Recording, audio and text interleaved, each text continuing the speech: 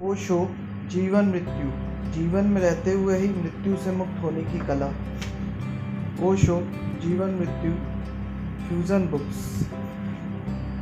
जीवन से ही निकलकर मृत्यु आती है, जीवन के साथी अंग 13 है, मृत्यु के भी साथी अंग 13 है, और जो मनुष्य इस जीवन में मृत्यु के घर भेजते हैं वह भी 13 ही है। ये कैसे होता है? जीवन को विस्तार देने और तीव्र कर्मशीलता के कारण। कहते हैं जो जीवन का सही संरक्षण करता है उसे जमीन पर बाघ या भैंसे से सामना नहीं होता। न युद्ध में मैदान में शस्त्र उसे छेड़ सकते हैं। जंगली भैंसों के सींग उसके सामने शक्तिहीन है, बाघों के पंजे उसके समक्ष व्यर्थ हैं, और सैनिकों के हथियार निकम्मे हैं। ये कैसे होता है? क्योंकि वे मृत्यु से परे हैं। जिसे तुम जीवन की भांति जानते हो वह अपने भीतर मृत्यु छुपाए है। जीवन ऊपर की ही परत है, भीतर मृत्यु मुंह बाएं खड़ी है। और अगर तुमने जीवन को सिर्फ जीवन जाना, भीतर छिपी मृत्यु को ना पहचाना, तुम जीवन को जानने से वंचित ही रह जाओगे। मृत्यु जीवन के विपरीत नहीं है, मृत्यु जीवन के संगी साथी है। वे दो नहीं है, वे एक ही घटना के दो छोर हैं। जीवन जिसका प्रारंभ है, मृत्यु उसी की परिसमाप्ति है। गंगोत्री और गंगा सागर अलग अलग नहीं, मूल स्रोत ही अंत भी है। जन्म के साथ ही तुमने मरना शुरू कर दिया। इसे अगर ना पहचाना तो जो सत्य है वो जीवन का यथार्थ है, उससे तुम्हारा कभी कोई संबंध ना हो पाएगा। अगर तुमने जीवन को जीवन जाना और मृत्यु को जीवन से पृथक और विपरीत जाना तो तुम चूक जाओगे। फिर तुम्हें बार बार भटकना होगा और तुम उसे भी ना पहचान पाओगे जो दोनों के पार है। क्योंकि जब तुम जीवन और मृत्यु को ही ना पहचान पाए तो उन दोनों के पार जो है उसे तुम कैसे पहचानोगे? और वही तुम हो। कबीर ने कहा, मरते मरते जग हुआ और रस मरा न कोई। सारा जग मरते मरते मर रहा है, लेकिन ठीक रूप से मरना कोई भी नहीं जानता। एक सयानी आपनी फिर बहुरी ना मारे हो, लेकिन कबीर एक सयानी मौत मरा और फिर दोबारा उसे लौट कर ना मरना पड़ा। जो भी ठीक से मरने का राज जान गया वह जीने का राज भी जान गया। क्योंकि वे दो बातें नहीं है, और जानते ही दोनों के पार हो गया। और पार हो जाना ही मुक्ति है, पार हो जाना ही परम सत्य है। ना तो तुम जीवन हो और ना तुम मृत्यु हो। तुमने अपने को जीवन माना, इसलिए तुम्हें अपने को मृत्यु भी माननी पड़ेगी। तुमने जीवन के साथ अपना संबंध जोड़ा तो मृत्यु के साथ संबंध कोई दूसरा क्यों जोड़ेगा? तुम्हें ही जोड़ना पड़ेगा। जब तक तुम जीवन को पकड़कर आसक्त रहोगे तब तक मृत्यु भी तुम्हारे भीतर छिपी रहेगी। जिस दिन तुम जीवन को भी फेंक दोगे कूड़े करकट की भांति, उसी दिन मृत्यु भी तुमसे अलग हो जाएगी। तभी तुम्हारी प्रतिमा निखरेगी, तभी तुम अपने पूरे निखार में, अपनी पूरी महिमा में प्रकट होगी। उसके पहले तुम परिधि पर ही रहोगे। मृत्यु भी परिधि है और जीवन भी। तुम दोनों भी भीतर और दोनों के पार, तुम दोनों से भीतर और दोनों के पार, और दोनों का अतिक्रमण कर जाते हो। यह जो अतिक्रमण कर जाने वाला सूत्र है, इसे चाहे आत्म कहो चाहे परमात्मा कहो, चाहे आत्मा कहो चाहे परमात्मा कहो, चाहे निर्वाण कहो मोक्ष कहो, जो तुम्हारी मर्जी कहो। अलग अलग ज्ञानियों ने अलग अलग नाम दिए, लेकिन बात एक ही है, सबे सयाने एक मत। और अलग सयानों में तुम्हें भेद दिखाई पड़े तो अपनी भूल समझना। ये भेद तुम्हारी नासमझी के कारण दिखाई पड़ता है। सयानों के कहने के ढंग अलग अलग होने ही चाहिए। सयानों के व्यक्ति अलग अलग हैं, वह जो भी बोलेंगे वह अलग अलग होगा। उनके गीतों में शब्द कितने ही अलग हो, लेकिन उनका गीत एक ही है। और संगीत वे अलग अलग वादों पर उठा रहे होंगे, लेकिन उनका संगीत एक ही है। उनकी लयबद्धता एक ही है। जो कबीर ने कहा वही लाओत्से ने कहा अपने ढंग से। लाओत्से के एक एक वचन को समझने की कोशिश करें। जीवन से ही निकलकर मृत्यु आती है। Out of line death enters. तुम ऐसा मत सोचना कि मृत्यु कहीं अलग खड़ी है, ऐसा मत सोचना कि मृत्यु कोई दुर्घटना है, ऐसा मत सोचना कि मृत्यु कहीं बाहर से आती है। कोई भेजता है तुम्हारे भीतर ही, कोई भेजता है तुम्हारे भीतर ही। मृत्यु बड़ी हो रही है, तुम्हारे साथ ही चल रही है। अगर तुम बायां कदम हो तो मृत्यु दायां, अगर तुम दायां कदम हो तो मृत्यु बायां।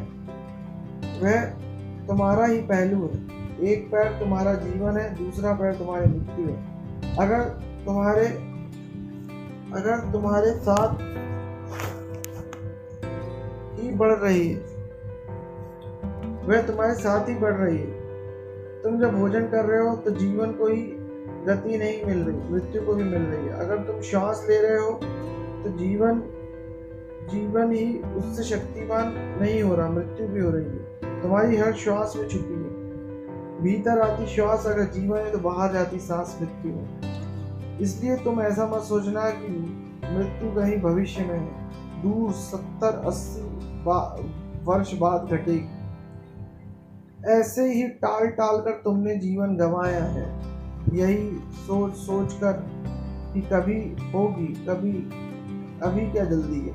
और मृत्यु अभी हो रही है, क्योंकि संसार इस क्षण के अतिरिक्त किसी समय को नहीं जानता।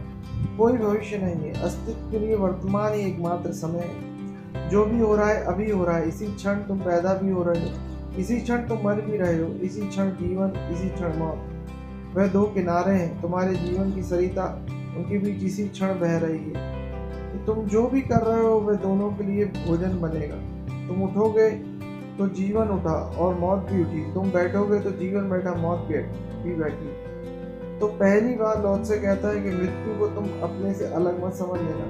सारे जगत, सारे पुराणों की कथाएं, सभी कथाएं धोखा देती है। धोखा ये देती कि मौत कोई भेजता है, कोई यमदूत आता है भैंसों पर सवार होकर, या कोई यमराज भेजता है मृत्यु को तुम्हें लेने के लिए। ये सब बातें कहानियां हैं। मृत्यु उसी दिन आ गई जिस दिन तुम पैदा हुए। तुम्हारे जीवन के बीच ही वह छिपी थी। अब तो वैज्ञानिक कहते हैं कि बहुत जल्दी इस बात का उपाय हो जाएगा कि जैसे ही बच्चा गर्भ धारण करेगा वैसे ही पता चल जाएगा कि वह कितने दिन जिंदा रहेगा, क्योंकि वह जो पहला बीज है उसके बीच में ब्लूप्रिंट है। उसका बीज में उसी बीज में पूरी कहानी छुपी है कि कितने साल जिएगा, 70 की, 80 की, 50 की, 10 की, 5। ज्योतिषी तो हार गए भविष्य के संबंध में बता कर। विज्ञान जल्दी ही बताने में पूरी तरह समर्थ हो जाएगा। तो बच्चे के सर्टिफिकेट के साथ कि बच्चे के जन्म हुआ, तुम जाकर सर्टिफिकेट ले सकोगे वैज्ञानिक से कितने दिन जिएगा, कितनी उसकी उम्र होगी। मौत उसी दिन आ गई जिस दिन तुम पैदा हुए। कहीं और मौत घटने वाली नहीं है यदि तुम टाल ना सकोगे। इसलिए तुम टाल ना सकोगे, इसलिए पोस्टपोन करने का कोई उपाय नहीं है और तुम टालते हो। और तुम भी भली बात ही पहचानते हो इस बात को कि रोज तुम बूढ़े हो रहे हो, रोज तुम मर रहे हो, रोज तुम्हारे हाथ से जीवन ऊर्जा छूट रही है, रोज तुम खाली हो रहे हो, लेकिन फिर भी तुम टालते हो। ये कहानी तुम्हें सहायता देगी कि मौत कहीं अंत में है, जल्दी क्या है, अभी और तुम्हारे काम कर लो। इसलिए तुम धर्म को भी टालते हो, क्योंकि जिसने मौत को टाला उसने धर्म को भी टाला। जिसने मौत से आंखें भर कर देखा उसने वह धर्म को ना टाल सका, क्योंकि धर्म मौत के पार जाने का विज्ञान है। तुम बीमारी भी टाल देते हो तो औषधि को टालने में क्या कठिनाई है। इसलिए तो पशुओं में कोई धर्म नहीं, वृक्षों में कोई धर्म नहीं, क्योंकि उन्हें मृत्यु का कोई बोध नहीं। छोटे बच्चे पैदा होते से ही धार्मिक नहीं हो सकते। छोटे बच्चे पैदा होते तो अधार्मिक होंगे ही, क्योंकि वे पौधे जैसे हैं, पशुओं जैसे हैं। उन्हें भी मौत का कोई पता नहीं। सच तो यह है कि जिस दिन बच्चे ने पहली दफ़े मौत का पता जिस दिन बच्चे को पहली दफ़े मौत का पता चलता है उसी दिन उसका बचपन समाप्त हो जाता है। उसी दिन भय प्रविष्ट हो जाता है। उसी दिन वह पौधों और पशुओं की दुनिया का हिस्सा ना रहा। अदम ईदन के बगीचे के बाहर निकल गया, वह बगीचे का हिस्सा नहीं है। जिस दिन बच्चे को पता चल गया कि मौत है उसी दिन बूढ़ा हो गया। लेकिन फिर जिंदगी भर हम टालते हैं कि है मौत जरूर, लेकिन अभी नहीं है। अभी नहीं करके हम अपने को सांत्वना देते हैं। फिर हमें ये दिखाई पड़ता है जब भी कोई मरता है, कोई दूसरा ही मरता है, हम तो कभी नहीं मरते। कभी ये पड़ोसी मरता है, कभी वह पड़ोसी मरता है। तो मन में हम एक भ्रांति सजोए रखते हैं कि मौत सदा दूसरे की होती है, अपनी नहीं। और अभी बहुत देर है और आदमी के मन की क्षमता इतनी नहीं है कि वह 30, 40, 50 साल लंबी बात सोच सके। आदमी के मन का प्रकाश छोटे से मिट्टी के दिए का प्रकाश है, बस 2-4 फीट तक पड़ता है, उससे ज़्यादा नहीं। 4 कदम दिखाई पड़ते हैं, बस इतना काफ़ी है। इसलिए जब भी तुम किसी चीज़ को बहुत दूर टाल देते हो तो वह ना होने के बराबर हो जाती है। जैसे तुमसे कहे कि तुम्हारी मृत्यु अभी होने वाली है, कोई बताए कि अभी तुम मर जाओगे घड़ी भर में, तो तुम्हारा रोआ कांप जाएगा। लेकिन कोई कहे कि मरोगे 70 साल में, कुछ भी नहीं कपता।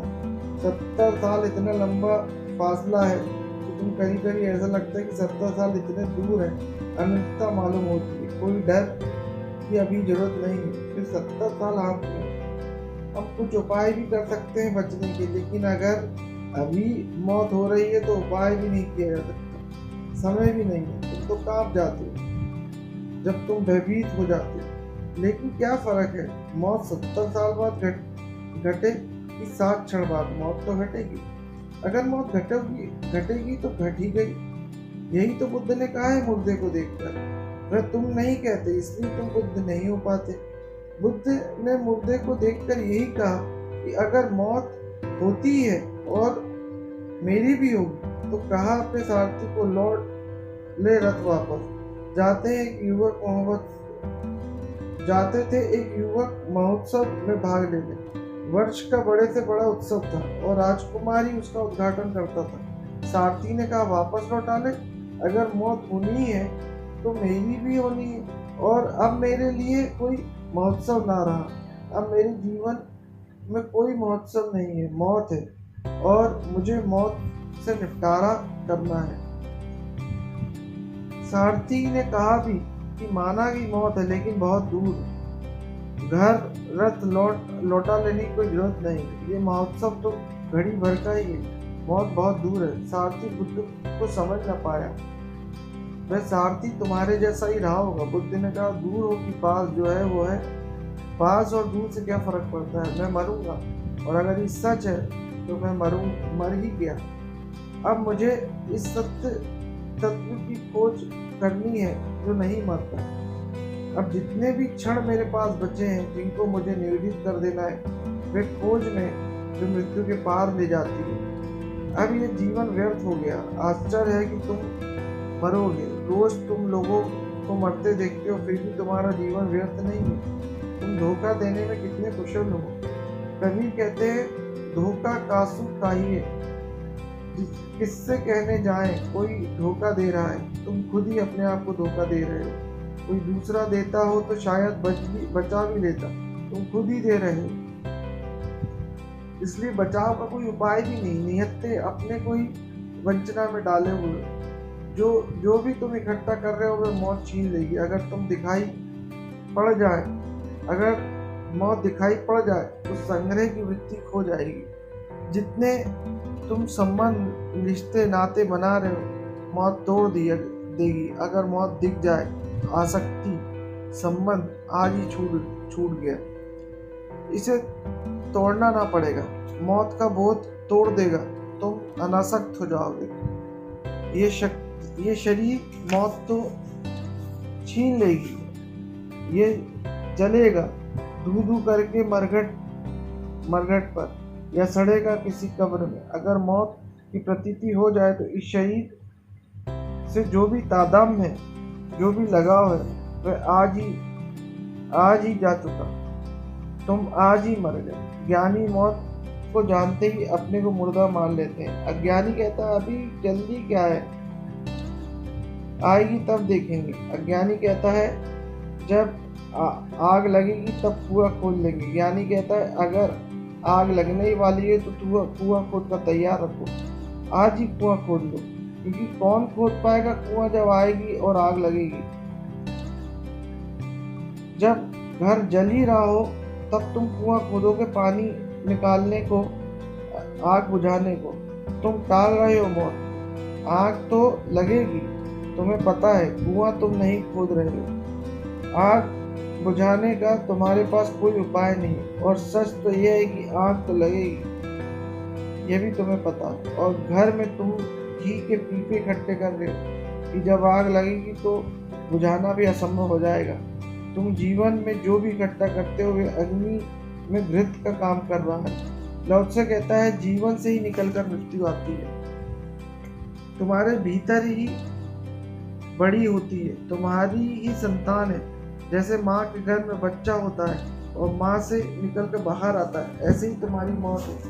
हर एक की मौत तुम्हारे भीतर ही बड़ी होती है, तुम्हारे भीतर ही निकलकर बाहर आती है। कोई यमदूत नहीं, कोई भैंसों पर सवार होकर यम नहीं आता, कोई मृत्यु का देवता नहीं जो तुमको भेजता हो। जीवन ही मृत्यु का देवता है और तुम पर ही मौत सवार है। तुम ही वह भैंसे हो जिस पर मौत सवार होकर चल रही है। तुम उसे बाहर से आता हुआ ना पाओगे।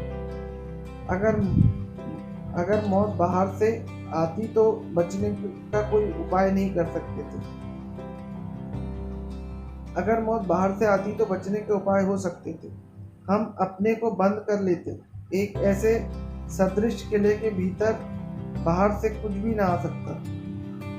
एक ऐसे सदृढ़ किले के भीतर जिसमें बाहर से कुछ ना आ सकता, लेकिन तब भी तुम मरोगे। तुम बिल्कुल कांच की दीवारों में बंद कर दिए जाओ जहाँ से हवा भी ना आती हो, फिर भी तुम मरोगे, क्योंकि मौत तुम्हारे भीतर बढ़ी रही है।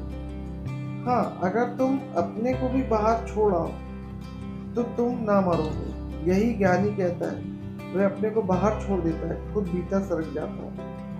मृत्यु तुम्हारे भीतर प्रतिपल बढ़ी रही है, जाग कर रहना। ऐसा हुआ तो एक यहूदी फकीर एक अंधेरी रात में एक ध्यान की साधना कर रहा था। वह साधना भी चलते हुए स्मरण रखने की कि मैं हूँ, स्मरण खो जाता था। उसी अंधेरी रात के रास्ते पर चलते हुए जब वह साधना कर रहा था, उसने एक आदमी को और टहलते हुए देखा। सोचा शायद वह भी साधना में लीन है। तो उसने पूछा कि तुम किस बात का स्मरण रखकर भटक रहे हो, तुम क्यों चल रहे हो, क्या ये तुम्हारी साधना है? उसने कहा मेरी कोई साधना नहीं है, मैं तो एक अमीर आदमी का वॉचमैन हूँ, पहरेदार हूँ। एक महल में मेरे मालिक का मैं इसके सामने पहरा दे रहा हूँ। ये महल है मेरे मालिक का, मैं इसके सामने पहरा दे रहा हूँ। रात भर जागा हुआ मुझे एक ही स्मरण रखना होता है कि मालिक के दरवाजे का।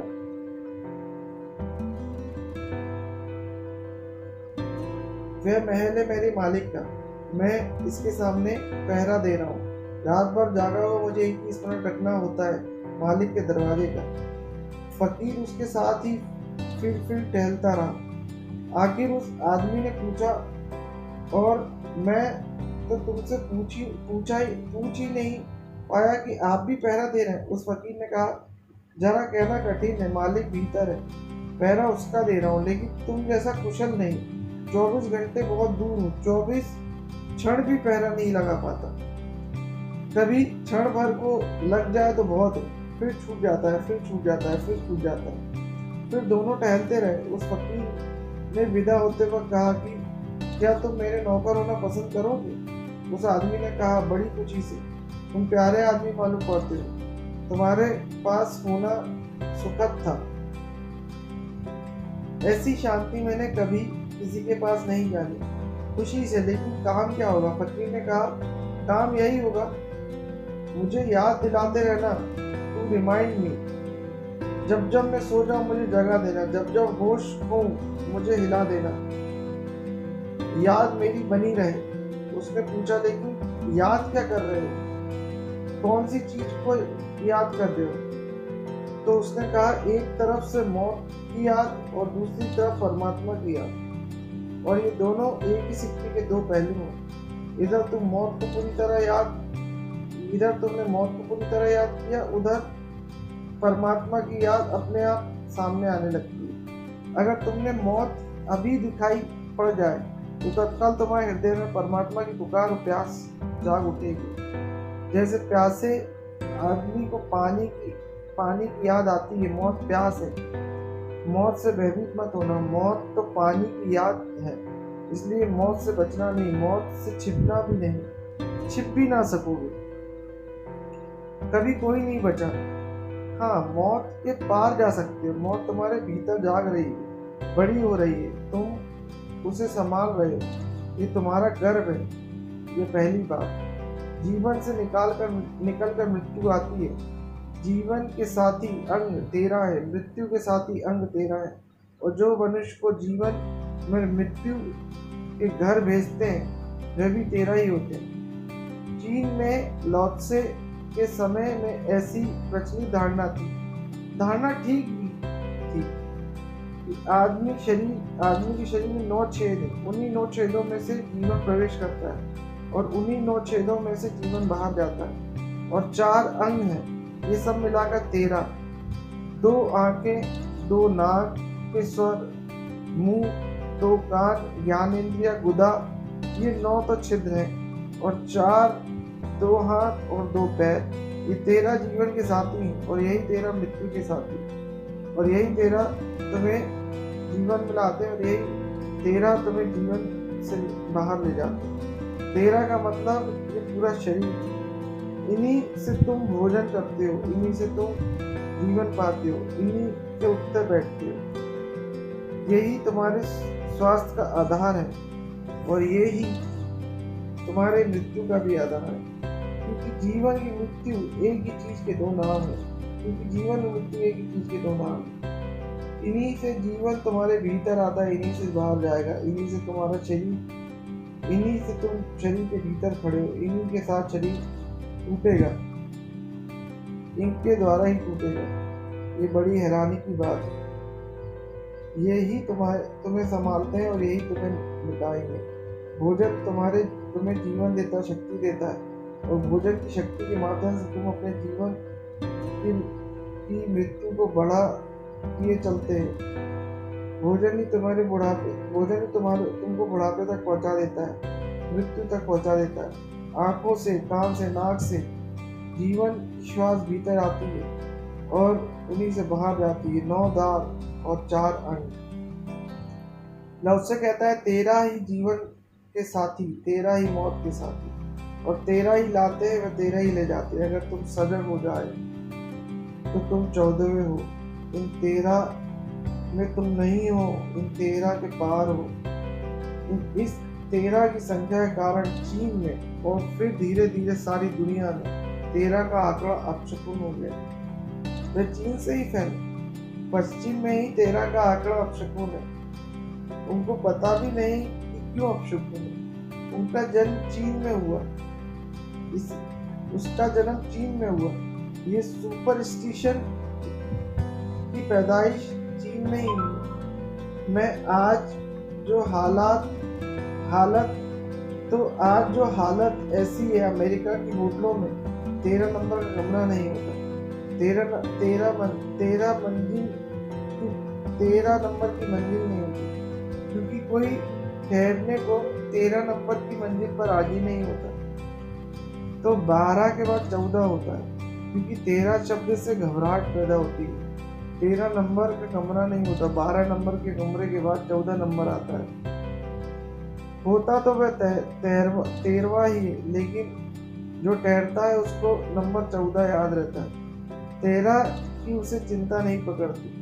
उसका जन्म हुआ चीन में, और बड़े अर्थपूर्ण कारण से ये विश्वास फैला कि 13 ही अपशकुन है। तुम 14वें हो, और तुम्हें 14वें का कोई पता भी नहीं। ना तुम जीवन हो ना मृत्यु हो, तुम दोनों के पार हो। अगर तुम इन 13 के प्रति सजग हो जाओ, जैसे तुम जागोगे वैसे वैसे शरीर दूर होता जाएगा। जैसे जैसे तुम्हारा बोझ बढ़ेगा वैसे वैसे शरीर से तुम्हारा फासला बढ़ेगा। तुम देख पाओगे मैं पृथक हूँ, मैं अन्न हूँ, शरीर और मैं और मैं भीतर भिन्नता, शरीर से अलग चैतन्य का आविर्भाव। इसकी ना कोई मृत्यु है, ना इसका कोई जीवन है, ना वह कभी पैदा हुआ, ना वह कभी मरेगा। ये सयानी एक सयानी आपनी, फिर बहुरी ना मरना होए। जिसने इसको जान लिया और जान कर मरा, वह सयाना, वह ज्ञानी। उसने जाना जो इसके बिना जाने मर जाए, इसकी मौत सम्यक नहीं, वे यूं ही मर गए। वे व्यर्थ ही जिए और व्यर्थ ही मर गए। अकारण ही दौड़ धूप हुई, बहुत चले पहुँचे कहीं नहीं, बहुत खोजा पाया कुछ नहीं। खोजने में सिर्फ उसने गवाया। अंत में जब वे जाते हैं तो उनके हाथ खाली होंगे।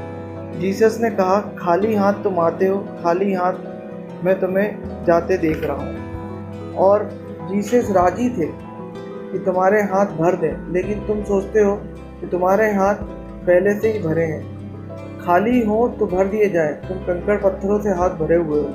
और अगर जीसस या लौट से हीरे जवाहरातों से तुम्हारे हाथ भरना भी चाहे तो तुम कहते हो हाथ खाली कहाँ है। तुम कंकड़ पत्थर जुटा रहे हो, तुम व्यर्थ का कूड़ा करकट इकट्ठा कर रहे हो। यह सब भी तुम्हारे साथ चला जाएगा। तुम्हारी सारी संपदा तुम्हारी विपदा ही सिद्ध होगी। तुम उससे परेशान ही होगे। तुम उससे कुछ शांति और चैन और आनंद अनुभव नहीं करते। ये कैसे होता है? ये जीवन में मृत्यु का आविर्भाव, ये जीने के रास्ते पर मौत की घटना, ये कैसे घटती है? जीवन को विस्तार देने की तीव्र कर्मशीलता के कारण। अगर तुम अपने भीतर पाओगे तो मैंने दो तरह के लोग देखे हैं। एक जिनके भीतर और का मंत्र पाठ चलता है, जो भी है उससे ज़्यादा चाहिए, जो भी है उससे उनकी तृप्ति नहीं होती। उनके भीतर एक ही स्वर बजता है, एक ही संगीत वह पहचानते हैं। और करोड़ रुपए हो तो भी, और बॉडी हो तो भी, और कुछ भी ना हो तो भी, और साम्राज्य हो तो भी, और उनका मुंह, उनके प्राण अभाव से भरे रहते हैं। जो भी है वह बढ़ना चाहिए। लाओ त्से कहता है, इसी कारण जो जीवन और मृत्यु के पार तत्व है उससे वंचित रह जाते हैं। जीवन और की दौड़ है और मौत इसी दौड़ का अंत। अगर तुम इस दौड़ में रुक जाओ, उसी क्षण मौत भी रुक जाएगी। फिर बहुरी को मरना ना हो, फिर दोबारा मरना नहीं होता। तुम अपने भीतर खोजो 24 घंटे क्या पाठ चल रहा है, कौन सा मंत्र तुम्हारे भीतर काम कर रहा है, तो तुम पाओगे। रोए रोए में, श्वास श्वास में एक ही आकांक्षा है, जो भी है बढ़ जाए। करोगे क्या इससे बड़ा करके? अगर तुम्हें रहना नहीं आता तो मकान छोटा हो तो भी तुम बेचैन रहोगे, मकान बड़ा हो तो भी तुम बेचैन रहोगे। अगर तुम्हें सोना नहीं आता तो तुम गरीब के बिस्तर पर सो या अमीर के राजमहल में, क्या फ़र्क पड़ता है? अगर तुम्हें भोजन करना नहीं आता, तुम रूखी रोटी खाओ या श्रेष्ठतम सुस्वादु भोजन, क्या फ़र्क पड़ता है? दूसरे तरह का वह आदमी है जो और की दौड़ धूप नहीं करता। जो उसे मिलता है, जो भी मिला है, वह उससे परितप्त है, संतुष्ट है। एक गहन परित्युष उसे गहरे हुए है। उसके चारों तरफ एक वायुमंडल होता है, परम संतोष। जो भी मिला है वह बहुत है। उसके भीतर एक स्वर होता है और उसके कारण वह उसे निरंतर धन्यवाद देता है। उसके भीतर अनुग्रह का भाव होता है। वह परमात्मा को कहता रहता है, धन्यवाद तेरा जो तूने दिया है। उसकी भी कोई पात्रता मेरी ना थी। जो भी तूने दिया वह मेरे योग्यता से सदा ज़्यादा है। उसके भीतर एक अनुग्रह का नाद चलता रहता है। उठते बैठते चलते एक परम अवभाव से भरा रहता है। ये दो ही स्वर के लोग हैं, जिनके भीतर और का नाद है वे संसारी, और जिनके भीतर अवभाव का नाद है वे सन्यासी। कहाँ तुम रहते हो इससे कोई फर्क नहीं पड़ता। अगर तुम्हारे भीतर अवभाव है तो तुम परम सन्यासी हो, और अगर तुम्हारे भीतर और की दौड़ है तो तुम चाहे आश्रम में रहो या हिमालय पर, तुम संसारी ही रहोगे। अगर तुम अवभाव से भर जाओगे तो स्वर्ग यहीं और अभी है, और अगर तुम और से ही भरे रहोगे तो तुम जहाँ भी जाओगे नरक ही पाओगे, क्योंकि नरक तुम्हारे भीतर है, स्वर्ग भी तुम्हारे भीतर है। ऐसा हुआ, एक सूफी फकीर ने एक रात सपना देखा। कुछ ही दिन हुए उसका गुरु मर गया। सपने में उसने देखा कि वह स्वर्ग गया और अपने गुरु की तलाश कर रहा था। फिर उसने अपने गुरु को एक वृक्ष के नीचे प्रार्थना करते पाया। वह बहुत हैरान हुआ। अब किस लिए प्रार्थना कर रहा है? जो पाना था पा लिया, आखिरी मंजिल आ गई। स्वर्ग के ऊपर तो कुछ होता भी नहीं, अब किस लिए प्रार्थना कर रहा है? लेकिन गुरु प्रार्थना में था तो वह रुक गया। एक देवदूत गुजरता था। उसने पूछा कि मैं बड़ा हैरान हूँ। मैं तो सोचता था पृथ्वी पर लोग प्रार्थना करते हैं स्वर्ग जाने के लिए, इसलिए हम भी छाती पीटते हैं और प्रार्थना करते हैं, सिर झुकाते हैं। मेरा गुरु तो स्वर्ग पहुँच गया और वह ऐसा तन्मय, ऐसा मग्न होकर प्रार्थना कर रहा है। अब किस लिए? अब क्या पाने को? मैं तो जानता था, सोचता था कि स्वर्ग में कोई प्रार्थना ना होती होगी। उस देवदूत ने कहा, स्वर्ग में कोई प्रार्थना नहीं होती, प्रार्थना में ही स्वर्ग होता है। जिस क्षण उसकी प्रार्थना चूक जाएगी उसी क्षण स्वर्ग हो जाएगा। प्रार्थना स्वर्ग का द्वार नहीं है, प्रार्थना स्वर्ग का मार्ग है। प्रार्थना मार्ग नहीं है, प्रार्थना मंजिल है। प्रार्थना साधन नहीं है, प्रार्थना साध्य है। वह कोई साधक की अवस्था नहीं है, सिद्ध का अवभाव है। लेकिन अवभाव भी तो तभी होगा तब और से छुटकारा हो जाए। इसलिए ये समझ लेना जरूरी है कि आदमी कह रहा है और चाहिए ये धन्यवाद नहीं दे सकता। वह शिकायत कर सकता है क्योंकि वह हमेशा परेशान है, हमेशा कम है। अहोभाव कैसा? प्रार्थना कैसी? पूजा कैसी? अर्चना कैसी? धन्यवाद किसको? जो आदमी और की मांग कर रहा है वह परमात्मा के प्रति शिकायत से भरा हुआ। उसके पूरे प्राणों में शिकायत का कांटा रहेगा जो पीड़ा की तरह से चुभता रहेगा और दंश देता रहेगा। मंदिर शिकायत लेकर जाना, क्योंकि जो शिकायत लेकर गया वह मंदिर कभी पहुंचा ही नहीं। शिकायत लेकर परमात्मा के पास जाने की कोशिश मत करना, क्योंकि शिकायत परमात्मा से दूर ले जाने की व्यवस्था है। मांगने उसके द्वार पर जाना मत, क्योंकि मांगने का अर्थ ही है कि अभी धन्यवाद देने का क्षण नहीं आया, अभी और चाहिए। लौट से कहता है, ये कैसे होता है कि तुम्हारे जीवन में मौत पनप जाती है और ऐसे होता है कि तुम और मांगते चले जाते हो। Because of the intense activity of multiplying life, तुम और ज़्यादा करना चाहते हो, कितना ही मिल जाए तृप्ति नहीं होती। सुना है मैंने, मुन्ना नसीरुद्दीन नियाग्रा जलप्रपात देखने गया। शिकायती आदमी है, अवभाव मुश्किल है। किसी चीज़ को देखकर तृप्त होना असंभव है, किसी चीज़ को देखकर प्रसन्न होना मुश्किल है। खड़ा है नियाग्रा जलप्रपात के पास, जो मार्गदर्शक है वह प्रशंसा करता है, क्योंकि ऐसा कोई जलप्रपात देखा नहीं।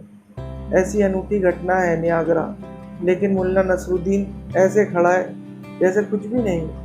वह मार्गदर्शक कहता है, आप ऐसे खड़े हैं, गौर से देखें, यह अनूठी घटना है। कितना जल गिर रहा है पता है आपको? अरबों खरबों गैलन प्रति सेकंड। मुल्ला ने ऐसे नज़र डाली और कहा, दिन भर में कितना गिरता है? आंकड़े, दिन भर में कितना गिरता है? उस आदमी ने कहा, मुझे हिसाब नहीं, लेकिन आप अंदाज़ा लगा सकते हैं, असंख्य गैलन। और मुल्ला ने कहा, रात भर भी गिरता रहता है, लेकिन उसके मन पर कोई भाव नहीं। इस विराट घटना के करीब भी वह ऐसे ही खड़ा है, जैसे बाथरूम के नल की टोटी खोलकर खड़ा रहता है और उसे कोई फर्क नहीं पड़ता। शिकायती को तुम किसी भी क्षण विराट में नहीं भर सकते। वे विराट की भी नाप जो कर लेगा। कितने गैलन दिन में, रात में भी गिरता है, वह विराट को भी माप लेता है। और जब तुम किसी चीज़ को माप लोगे, तुम्हारा मन कहेगा इससे बड़ा भी तो हो सकता है। तो इसमें प्रभावित होने का क्या है?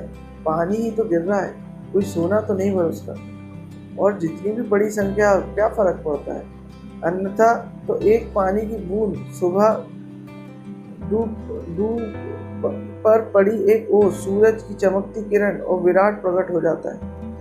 कोई नियाग्रा जाने की जरूरत नहीं है, एक बूंद काफ़ी है अगर अहोभाव हो, अन्यथा नियाग्रा भी काफ़ी नहीं है।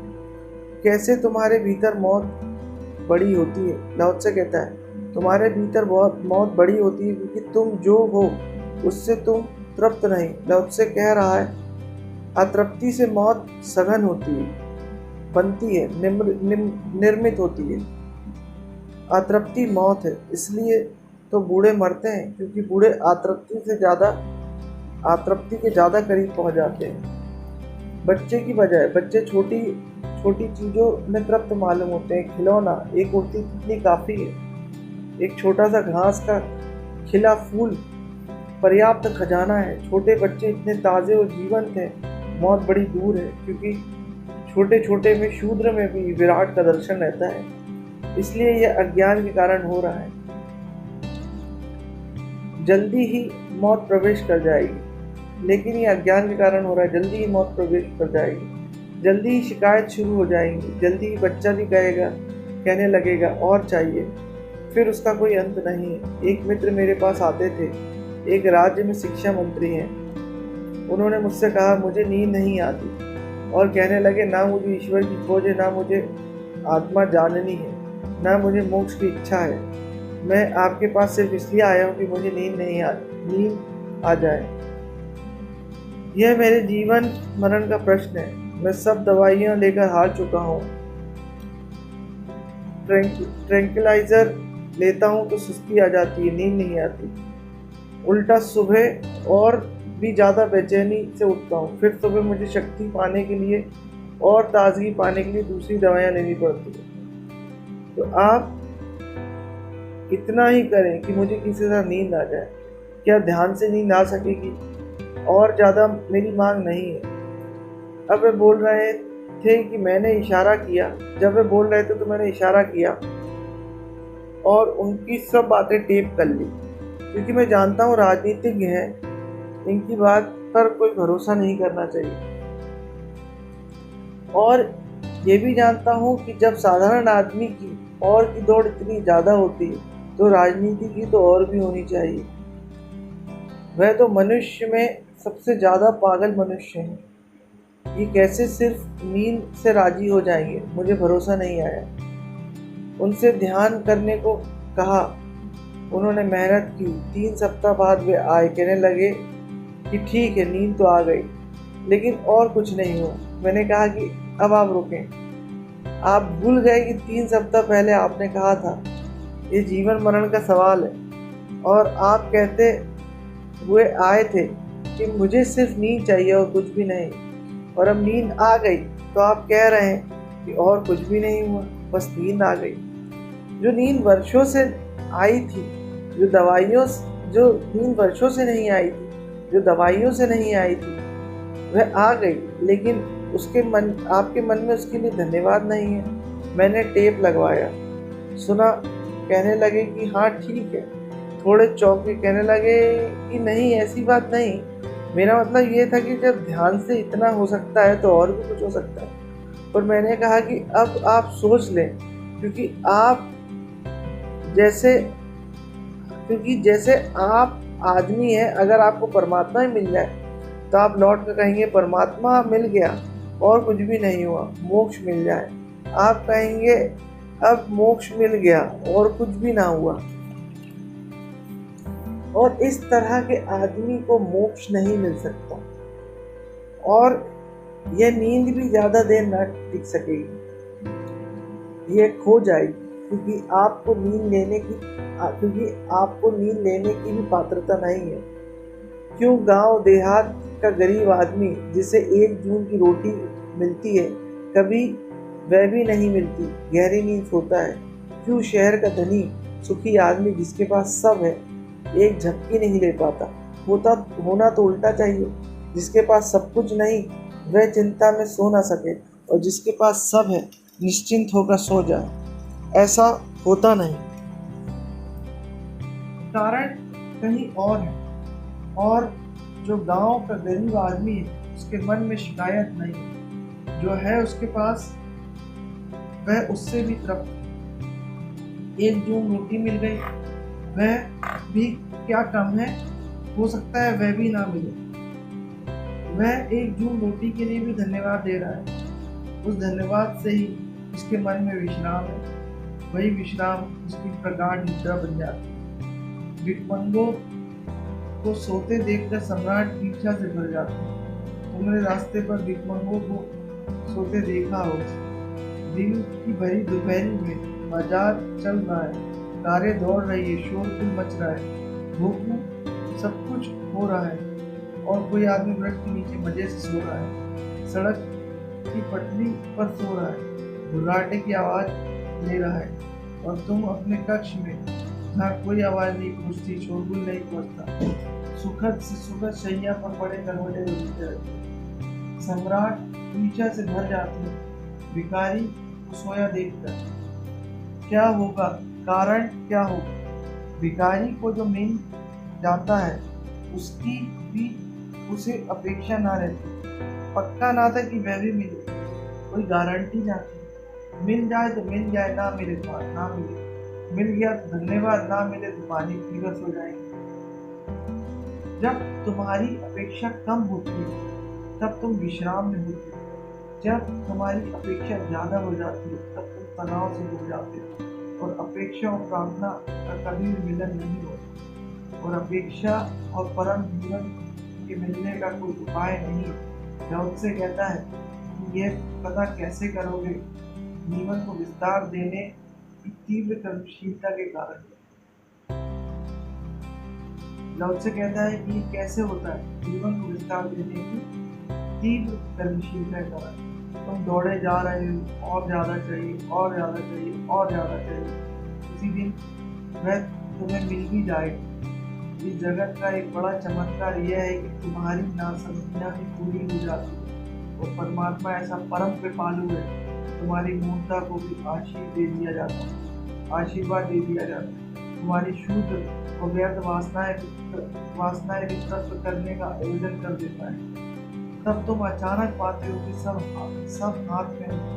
खुद को तुम कहीं छोड़ आए, खुद को कहीं दूर अतीत में भटका आए, खुद कहीं छूट गया मार्ग, तुम तो मंजिल पर पहुंच गए, सब इकट्ठा हो गया, लेकिन तुम्हारी आत्मा कहीं राह पर छूट गई। अब तुम्हें फिर कोई बेचैनी पकड़ लेती, फिर अशांति पकड़ लेती, तुम सब पाकर भी भिखारी नहीं बने रहोगे और इसी सब पाने की दौड़ में तुम्हारी मौत बड़ी हो रही है, क्योंकि तुम जीवन को चुका रहे हो, तुम जीवन को संभाल नहीं रहे, तुम जीवन की ऊर्जा को बेच रहे हो ठोकरों। इस जीवन ऊर्जा में परमात्मा पाया जा सकता है, यही अवसर तुम तिजोरी भरने में लगा रहे हो, इसी अवसर से आत्मा भरी जा सकती है। अवसर बहुमूल्य है, एक एक क्षण खोया गया वापस नहीं लौट सकता। तुम जीवन की इस और की दौड़ से बचो, तुम उसे देखना शुरू करो जो तुम्हें मिला ही हुआ है। तुम उसकी बिल्कुल चिंता मत करो जो तुम्हें मिला हुआ नहीं है, क्योंकि उसकी जिसने चिंता करी वह कभी विश्राम को उपलब्ध ना हो सकेगा, क्योंकि कितना भी मिल जाए सदा कुछ ना कुछ शेष रहेगा जो नहीं मिला हुआ है।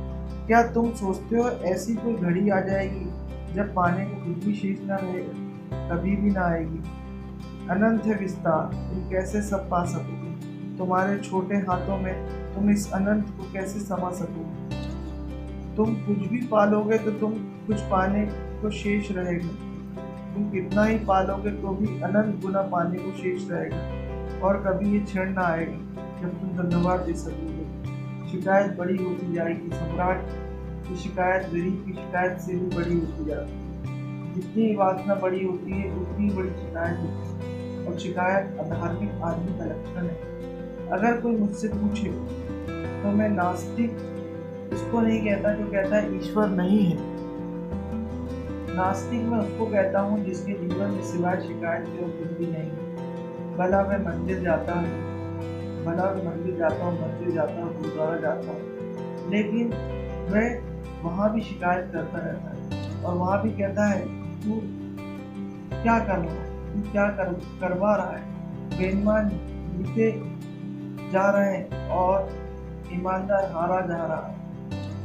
जिनकी कोई योग्यता नहीं वे सिर पर बैठे हैं, मुझ जैसा योग आदमी सड़कों पर भटक रहा है। अन्याय हो रहा है, तुम्हारी सारी प्रार्थनाएं तुम्हारी शिकायतें हैं, और प्रार्थना कहीं शिकायत हो सकती है।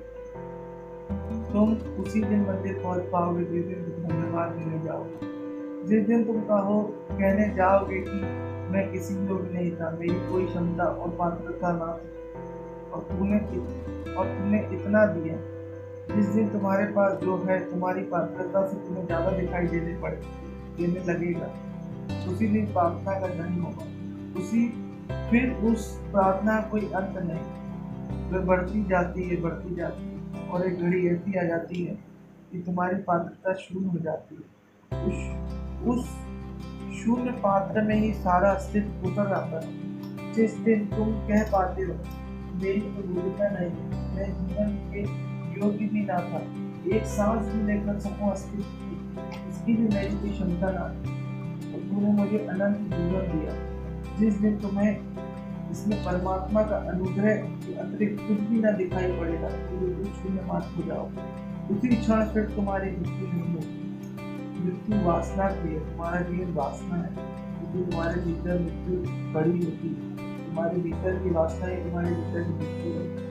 जो निर्वासना को उपलब्ध हुआ वह अमृत को उपलब्ध हो गया। कहते हैं कि जीवन का सही संरक्षण करता है, उसे जमीन पर बाघ या भैंसे से सामना नहीं करना पड़ता, न युद्ध के मैदान में शत्रु से छेड़ सकते। जंगली भैंसों की सींग उसके सामने शक्तिहीन है, बाघों के पंजे उसके समक्ष व्यर्थ हैं, और सैनिकों के हथियार निकम्मे हैं। ये कैसे होता है? इसलिए मृत्यु के परे है। कृष्ण ने गीता में यही कहा, नैन शस्त्राण, ना तो मुझे शस्त्र दे सकते हैं, नैन देहाती पाव गदा अग्नि में जला सकते, लेकिन शरीर तो जल जाता है। शरीर को तो छेद देते हैं शस्त्र। और युद्ध के मैदान पर कृष्ण कहते हैं अर्जुन को, कैसा झूठ बोल रहे हो। युद्ध के मैदान पर जहाँ मृत्यु अपनी प्रगाढ़ता में प्रकट होती है, जहाँ की अर्जुन को साफ दिखाई दे रहा है कि ये मेरे प्रिय सगे बंधु बांधव, मेरे गुरु, ये सब थोड़ी देर में मिट्टी चाटते होंगे, थोड़ी देर में हम धूल धुसारे हो जाएंगे, खून हमारा जमीन पर बह रहा होगा, शरीर कटे हुए पड़े होंगे, लाश और लाश के पहाड़ लग जाएंगे। वहाँ कृष्ण अर्जुन को कहते हैं कि नहीं, तुझे ना शास्त्र छेड़ सकते हैं, ना अग्नि जला सकती है। ये ऐसे ही है जैसे मरघट पर कोई जल रही लाश है, और मैं तुमसे कहूँ घबराओ मत, अगर आग तुम्हें जला नहीं सकती। लेकिन कृष्ण कह रहे हैं, कोई मजाक नहीं कर रहा है, ना कोई झूठ बोल रहा है, क्योंकि तुम जो हो उसका तुम्हें पता ही नहीं।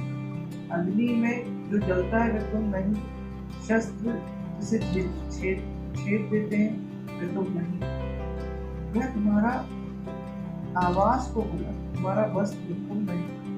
थोड़ी ही देर तुम रुके हो, पड़ा हो, भला हो, लेकिन तुम्हारी क्षमता नहीं। तुमको चैतन्य, शुद्ध चैतन्य, तुम चैतन्य को जैसे शस्त्र छेदेंगे, चेतना को शस्त्र छुएंगे कैसे, चेतना को अग्नि में जलाओगे कैसे, चेतना अग्नि का कोई मिलन नहीं। लोग कहते हैं पानी और तेल को कभी नहीं मिलाए, लेकिन फिर पानी और तेल मिलाने की कोशिश किया, लेकिन अग्नि और चेतना को तो मिलाने की कोशिश भी नहीं की जाती। चेतना कैसे जलेगी? लौट से कह रहा है, वह ये कहता है कि कहते हैं जो जीवन का सही संरक्षण करता है, जो जीवन का ठीक समय उपयोग करता है, जीवन को वास्तव में नहीं गवाता, समय को और की दौड़ में नहीं लगाता, अभाव के पीछे नहीं भागता, जो जीवन का संरक्षण करता है। क्या है संरक्षण? तुम दो की तरह जी सकते हो, एक तो फूटी बाल्टी की तरह, कुएं में डालो, शोरगुल बहुत होता है, बाल्टी भरती हुई दिखाई देती है, जब पानी में डूबती है कुएं से तो भर जाती है, फिर खींचो बड़ी आवाज मचानी शुरू होती है, क्योंकि सब तरफ से पानी गिरना शुरू होता है और ऐसा लगता है कि बाल्टी पूरा सागर लेकर आ रही है, लेकिन जब तक तुम्हारे हाथ तक पहुँचती है खाली हो जाती है। ये शोरगुल सागर को नहीं था, ये शोरगुल छिद्रों का था। वह शोरगुल इसलिए नहीं हो रहा था कि बाल्टी बड़ी विराट घटना को लेकर आ रही है, वह इसलिए हो रहा था कि बाल्टी हजार हजार छिद्रों से भरी। तो एक टूटी बाल्टी की तरह जीवन मरते दम तक तुम पाओगे तुम्हारे छेद से सब बह गया। जो भी तुम लेकर आए थे वह तुमने गवा दिया और बदले में तुम कुछ भी लेकर नहीं जा रहे। जीवन यूं ही गया। दूसरा एक ऐसा जीवन है जिस बाल्टी में छिद्र नहीं, उसी को लौट से संरक्षण कहना है। वासनाएं तुम्हारे छेद हैं जिनसे जीवन की जब बह गई। यदि तुम वासना से धोते हो तभी तुम अपने को गंवाते हो। निर्वासना संरक्षण है। इसलिए तो बुद्ध महावीर सभी का एक विरोध है कि तृष्णा छोड़ दो, वासना छोड़ दो, मांगो मत, जो है वैसे ही प्राप्त करो। जो तुम जो हो उसको जी दो और जितने कम से चल जाए, क्योंकि वह भी तुम्हारी वासना के कारण मालूम पड़ता है। वासना हटाओगे तो तुम पाओगे, वह कभी था ही नहीं। बहुत बार तुमसे मैंने कहा, अकबर ने एक दिन अपने दरबार में एक लकीर की और कहा कि बिना छुए इसे छोटा कर दो। दरबारी बड़ी परेशानी में पड़ गया, ना कर पाया। बिना छुए कैसे करेंगे? फिर बीरबल उठा, इसने बड़ी लकीर की। बिना छुए लकीर छोटी होगी, तत्क्षण छोटी होगी। तुम्हारे पास जो है वो बहुत बड़ा मालूम पड़ रहा है, क्योंकि बड़ी वासना की लकीर तुमने खींच रखी। वह थोड़ा नहीं, वह जरूरत से ज्यादा है। परमात्मा सदा जरूरत से ज्यादा दिखता है। वह कोई कृपण नहीं और अस्तित्व कोई सौदा थोड़ी ही कर रहा है हमारे साथ। और अस्तित्व का तो देना आनंद है, ओवरफ्लोइंग है। अस्तित्व तो ऊपर से बह रहा है। यह अस्तित्व है कि इसलिए कि परमात्मा के पास जरूरत से ज्यादा है और उसका आनंद है बांटना। बिना बांटे वे नहीं रह सकते। इसलिए तुम ये मत सोचना कि तुम्हारी जरूरत के हिसाब से दिया जा रहा है। तुम्हें तो जरूरत से सदा ज्यादा ही दिया जा रहा है, लेकिन वो वासना की बड़ी लकीर नीचे चले जाते हैं और कितना ही तुम्हें मिलता जाए तुम्हारी लकीर बड़ी होती जाती है। तो जो भी तुम पाते हो वह सदा थोड़ा मालूम पड़ता है। जब तक वासना है तब तक तुम गरीब रहोगे, जब तक तुम भिखारी रहोगे। जितनी कोई वासना नहीं रहेगी उस दिन तुम सम्राट के प्रकट हो जाओगे। उस दिन फिर तुम सम्राट। राम स्वामी नाम अपने को बादशाह कहते थे, लंगोटी थी उनके पास है। और जब किसी ने पूछा अमेरिका में कि क्यों कहते हो अपने को बादशाह, कुछ भी तो नहीं है तुम्हारे पास, तो रामदूत ने कहा इसलिए मेरी कोई जरूरत नहीं तो कोई मांग नहीं। तो मुझे भिखारी कैसे कह सकती? जो भिखारी नहीं है वो सम्राट है। एक फकीर के घर एक आदमी एक बार मेहमान हुआ। फकीर का घर था, उसमें ज्यादा कुछ साथ सामान ना, थोड़ी बहुत जरूरत की चीजें थी, बस काम चल जाए इतनी ही थी। क्योंकि कम से कम चला लेने में की कला फकीरों को आती है। अमीर बड़ा परेशान था। जब रात सोने लगा तो फकीर उसके द्वार पर आया और उसने कहा, देखो कोई ऐसी चीज जो यहाँ ना हो और तुम्हें जरूरत मालूम पड़े तो मुझे बता देना। तो उस अमीर आदमी ने मजाक में कहा, बताने से क्या होगा, तुम करोगी भी क्या, जो है ही नहीं। मैं बता रही थी तो तुम क्या करोगी? उस फकीर ने कहा, मैं तुम्हें रास्ता बता दूंगा कि उसके बिना तुम कैसे काम चला सकते हो। How to do without it. कोई भी चीज चीज लाने वाला नहीं, यहाँ चीज है ही नहीं। ये मुझे भी पता है, लेकिन जब मैं पी रहा हूँ देखो तो तुम भी पी सकते हो। तो अगर कोई अड़चन मालूम पड़े तो मुझे बता देना, फिर मैं तुम्हें तरकीब बता दूंगा कि इसके बिना तुम कैसे पी सकोगे। यूनान में एक फकीर हुआ, डायोस्नीस। ये महावीर जैसा फकीर था, नग्न ही रहता। दूसरे दुनिया में डायोस्नीस और महावीर समानांतर है और करीब करीब एक ही समय में हुए। जब ये फकीर हो गया और नग्न घूमने लगा तो एक भिक्षा पात्र उसने अपने पास रखा जिसमें वह पानी पी लेता था, रोटी ले लेता था। फिर एक दिन उसने देखा एक झरने में कुत्ते को पानी पीते थे। उसने तुरंत भिक्षा पात्र फेंक दिया और कुत्ते के जाकर चरणों में नमस्कार किया। गजब कर दिया तुमने आज, मात दे दी। हम तो सोचते थे कि बिना भिक्षा पात्र के पानी कैसे पीते। उस दिन से कुत्ते जैसा ही पानी पीते लगा। और जब लोग उससे पूछते ये क्या है, तो उसने कहा जब एक कुत्ता चला लेता है तो मैं कोई कुत्ते से गया बीता तो हूँ नहीं। जब कुत्ता हूँ कुत्ते से गया बीता तो हूँ नहीं। जब कुत्ता इतना बुद्धिमान है, इतना बिना भिक्षा पात्र की जगह लेता है, तो मैं कितना ही गया बीता हूँ, कुत्ते से गया बीता तो हूँ नहीं। हम भी चला लेंगे।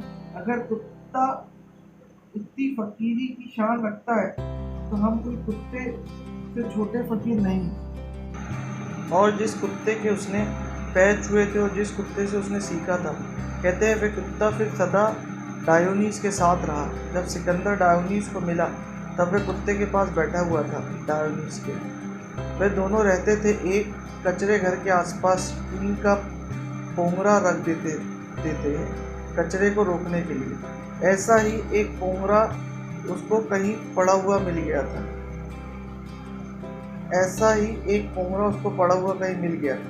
उसी पोंगरे की आड़ कर लिया था। उसी में वे दोनों रहते थे। सिकंदर जब मिलने आया तब कुत्ता भी पास बैठा हुआ था। और जब सिकंदर ने डायोनीस से प्रश्न पूछे तो वह सिकंदर को भी उत्तर देता था। बीच बीच में वह कुत्ते से भी कहता था सुन ले। जो सिकंदर ने पूछा कि ये क्या बकवास है, तुम बात मुझसे कर रहे हो, उस कुत्ते से क्या कहते हो, सुन ले। और वह कुत्ता भी ऐसे ढंग से बैठा था कि लगता था कि वो सुन ही रहा है। और वह कुत्ता भी ऐसे ढंग से बैठता था कि लगता है कि सुन ही रहा है। और जब कहता डायोनीस सुन ले तो वह सिर भी हिलाता था। तो डायोनीस ने कहा कि आदमियों को मैंने इस युग नहीं पाया कि उनसे कुछ समझ की बातें की जा सके। ना समझी की बातें कितनी ही कर लो, समझदारी की बातें आदमियों से नहीं की जा सकती। ये कुत्ता बड़ा समझदार है और बड़ी से बड़ी समझदारी की बातें ये समझता है। मैं कितना ही बोलूँ ये चुप ही रहता है और मुझसे भी ज़्यादा समझदार है। कभी वक्त सिर हिला देता है, इशारे से बात करता है, बड़ा ज्ञानी है। ना कुछ से कम चल सकता है और सब कुछ से भी काम नहीं चलता। ना कुछ से काम चल सकता है और सब कुछ से भी काम नहीं चलता। तो जरूर सवाल ना कुछ और सब कुछ का नहीं हो सकता। तुम पर निर्भर है, सब तुम पर निर्भर है। सब तुमसे भी काम नहीं चलता, सब कुछ से भी काम नहीं चलता, ना कुछ से भी काम चल जाता है। जितना तुम ना कुछ से काम चला लेते हो उतना ही वासना की लकीर छोटी होती चली जाती है। जिस दिन लकीर पूरी विदा हो जाती है उस दिन अचानक तुम पाते हो कि तुम्हारे भीतर की चैतन्य की प्रतिमा, तुम्हारी आत्मा अपनी पूरी गरिमा में प्रकट हो गई। अब उसे छुपाने वाला कोई धुआं ना रहा। अब सब बदलियां हट गई, आकाश नीला सामने है जो जीवन का सही संरक्षण करता है। इसका अर्थ हुआ जो तृष्णा से मुक्त होता है और तृष्णा में अपने जीवन ऊर्जा को नष्ट नहीं करता, जिसकी बाल्टी में छेद नहीं, उसे जमीन पर बाघ या भैंसे का सामना नहीं होता। ना युद्ध के मैदान पर शस्त्र उसे छेद सकते। जंगली भैंसों की सींग उसके सामने शक्तिहीन है, बाघों के पंजे उसके समक्ष असमर्थ हैं और सैनिकों के हथियार निकम्मे हैं। तुम ये मत सोचना कि तुम्हारे शरीर को छेदा ना जा सके। तुम ये भी मत सोचना कि तुम्हारे शरीर को आग ना लगाई जा सके। तुम ये भी मत सोचना कि भैंसे तुम्हारे शरीर में सींग ना प्रवेश कर सके। लेकिन तुम शरीर ना रह जाओगे। जिसने अपनी ऊर्जा को संरक्षित किया तो अशरीरी हो जाता है। तब सींग भी तुम्हारे शरीर में भैंसा चुभा रहा हो और शस्त्र भाला तुम्हारे शरीर के आर पार जा रहा हो तो भी तुम साक्षी रहोगे। तभी तुम जानोगे कि वह तुमसे बाहर घट रहा है। तुम्हारे आसपास जरूर है पर तुम नहीं हो। जैसे तुम्हारे घर पर कोई दीवार में छेद कर दे, उससे इससे तुम में छेद नहीं हो जाता। जैसे तुम्हारे वस्त्र जराशीर्ण हो जाए, उसमें छिद्र हो जाए, तुम में छिद्र नहीं हो सकते। तुम्हारे शरीर में छिद्र तुम्हारे में छिद्र नहीं हो सकता। और शरीर तो मौत का ग्रास है, वह मरण धर्मा है, वह मरेगा ही। बुद्ध का शरीर भी मर गया, कृष्ण का शरीर मर जाता है, राम का शरीर भी धूल में खो जाता है, तुम्हारा भी खो जाएगा। शरीर धूल से उठता है, वह धूल में ही आया है, धूल से ही वह चला जाता है, धूल में ही वह चला जाता है। क्योंकि जो जहाँ से आता है वही वापस चला जाता है। तुमने दो तत्व हैं, एक तो पृथ्वी से आया है और एक आकाश से उतरा है। जो आकाश से उतरा वही तुम हो, जो पृथ्वी से आया है वह केवल तुम्हारा आवरण है, वह तुम्हारा वेस्टर्न है। तुम उससे आच्छादित पृथ्वी में वापस लौट जाएगी। उसकी मृत्यु सुनिश्चित है, उसका स्वभाव है, लेकिन वह मृत्यु तुम्हारी नहीं है। यह तुम उसी दिन जान पाओगे जिस दिन तुम तृष्णा रहित होकर अपने भीतर जागोगे। क्यों तृष्णा रहित होगा? क्योंकि जो तृष्णा से भरा है वह जाग ही नहीं सकता। तृष्णा शराब है, वह बेहोशी है, वह अंधापन है। सुना है मैंने, एक यहूदी फकीर वृद्धावस्था में अंधा हो गया। एक गांव से गुजर रहा था, अंधा था। किसी ने दया की और कहा कि अच्छा हुआ तुम यहाँ आ गए। यहाँ एक बड़ा चिकित्सक है, वह तुम्हारी आंखों को ठीक कर देगा। उस फकीर ने कहा, लेकिन आंखें ठीक करवा कर करना क्या है? क्योंकि जो आंखों से देखा जा सकता था खूब देख लिया, कुछ पाया नहीं। और जो आंखों के बिना देखा जा सकता है उसे देख ही रहे और खूब पा रहे। तो एक तो संसार है जो आंखों से देखा जा सकता है, लेकिन शरीर की आंखें वही देख सकती है जो शरीर जैसा है। पदार्थ को देख सकती है, पार्थिव को देख सकती है, पृथ्वी को देख सकती है। और एक वह भी है जो आंख बंद करके देखा जा सकता है। उसे देखने के लिए इन आंखों की जरूरत नहीं है, उसे देखने के लिए आंख की जरूरत नहीं है। उसे तुम्हारा हृदय, तुम्हारी अंतरात्मा देखती है।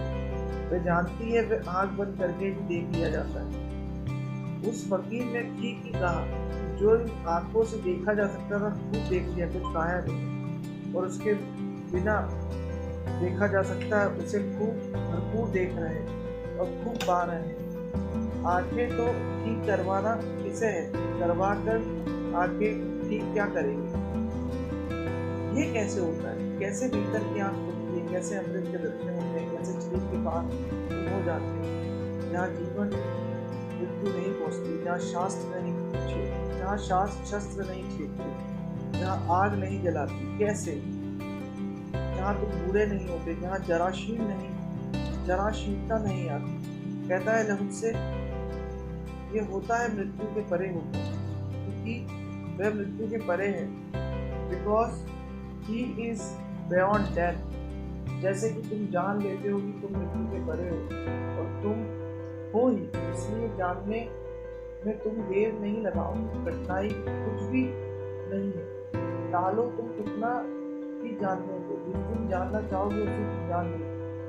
आँख भर बंद करने के बाद अपने को ही देखना है, कहीं जाना भी नहीं, कोई यात्रा भी नहीं करनी, कोई शर्त भी नहीं करनी, किसी से कोई सौदा भी नहीं करना, कोई कीमत भी नहीं करना है। बस आँख बंद कर लेना है, थोड़ा तृष्णा को शिथिल करना है ताकि दौड़ बंद हो जाए। दौड़ चलती रहे तो अपने घर कैसे आओगे? दौड़ चलती रहे तुम कहीं और भी जो भीतर चल रही सतत धारा है उसे थोड़ा कम करना है ताकि तुम शांत बैठ सको। बैठते तो तुम ध्यान में तब हजार विचार चलते हैं, बैठते तो तुम ध्यान में तब हजार विचार चलते हैं। मन दौड़ता ही रहता है, शरीर ही बैठा रहता है। शरीर को बैठाने से क्या होगा?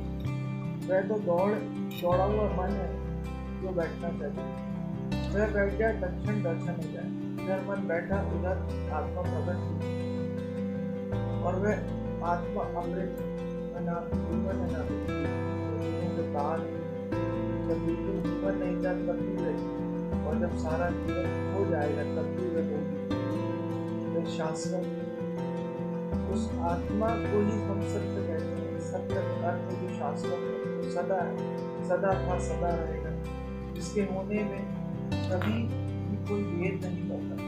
सब बदल जाए, कुछ सृष्टि प्रलय में चली जाए, नई सृष्टि आ जाए, लेकिन वह रहेगा वैसा ही जैसा था। उसके स्वभाव में रंज मात्र भी फर्क आएगा। यही सत्य, वैसे सत्य को तुम अपने भीतर लिए चल रहे हो। तुम्हें परमात्मा ने सभी कुछ दिया है, लेकिन जो संपदा तुम्हारे पास है उसको भी तुम नहीं देख पा रहे। दौड़ के कारण तुम बैठ नहीं पाते, वासना के कारण तुम शांत नहीं हो पाते, और मंत्र के कारण राम का मंत्र नहीं दिखता। इसे देखो, इसे पहचानो, इसे अपने भीतर विश्लेषण करो, क्योंकि लाओत्से के वचन किसी दार्शनिक के वचन नहीं है। लाओत्से के वचन एक ज्ञानी के वचन है, एक परम ज्ञानी के, और ये तुमसे जो भी भीतर कह रहा है, ये प्रयोग के लिए कह रहा है, और तुम्हें कोई सिद्धांत नहीं दे रहा, ना तुम्हें किसी शस्त्र में बांधने का आयोजन है, ना तुम्हें कोई गूढ़ अनुशासन दे रहा है, सिर्फ तुम्हें एक बोध दे रहा है। तो बोध की श्वास को तुम पकड़ो, और भीतर तो ही लाओत्से को सही व्याख्या तुम्हारी समझ में आ जाएगी। उस बोध श्वास को तुम पकड़ो अपने भीतर, तो ही लाओत्से की सही व्याख्या तुम्हारी समझ में आएगी। अपने भीतर तुम जब जाओगे तब तुम पाओगे कि लाओत्से ने जो कहा मैं कैसा अधूरा है, लेकिन बिना जागे मैं कितना ही तुम्हें समझाऊं, मैं कितना ही तुम्हें लगे कि समझ रहे हो, समझ पैदा ना हो। लिखा लिखी की है, देखा देखी बात, तुम देखोगे अपनी आँख से तो ही जानो, लोगे स्वाद तो ही जानोगे। गूंगे कैरी सरकरा खाए, नम और मुस्काए, तब एक मुस्कुराहट तुम्हारे तन प्राण को भर लेगी। सब तुम्हारा रुआ रुआ मुस्कुराएगा, तब तुम्हारा रुआ रुआ मुस्कुराएगा, क्योंकि तुमने एक स्वाद को ले लिया। स्वाद से ही समझ, जो मैं तुम्हें समझा रहा हूँ ये स्वाद की तरफ का इशारा है, ये असली समझ नहीं है। इसे असली समझ मत समझ लेना, इसे तुम असली मत समझ लेना, नहीं तो रुक जाओ, इससे तुम पंडित बन जाओ। इसको पांडित मत बनाना, इसका तो सिर्फ इशारा समझना। मील का एक पत्थर जिस पर लगा होती है, उधर बैठ मत जाना, थोड़ी देर विश्राम कर लेना, फिर चल लेना। मेरे शब्दों के साथ थोड़ा विश्राम करना हो तो, लेकिन यात्रा करनी है। ये सारा समझाना इसलिए है ताकि तुम स्वाद ले सको, और स्वाद मिल जाए तभी असली समझ आएगी। उसके पहले ना कभी आई है, ना आ सकेगी। धन्यवाद।